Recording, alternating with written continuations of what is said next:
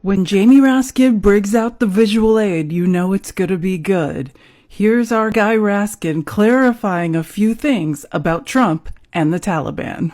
Your report of, quote, up to 5,000 prisoners by March 10th, 2020. Moreover, your report establishes that the Trump administration actually pressured the Afghan government to agree to this condition. Mr. Sopko, isn't it correct that the Afghan government initially opposed the release of these Taliban and terrorist prisoners? You're correct. And how did the Trump administration specifically work to pressure or coerce the Afghan government to agree to this prisoner exchange?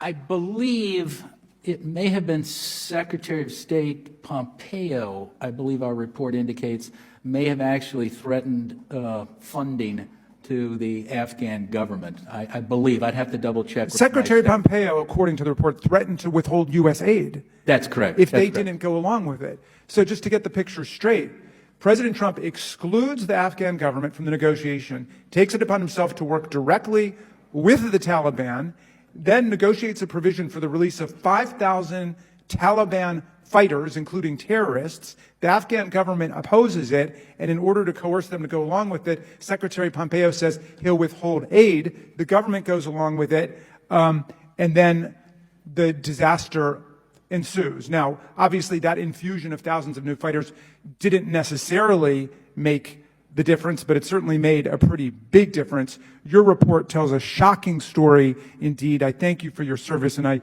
yield back to you, Mr. Chairman.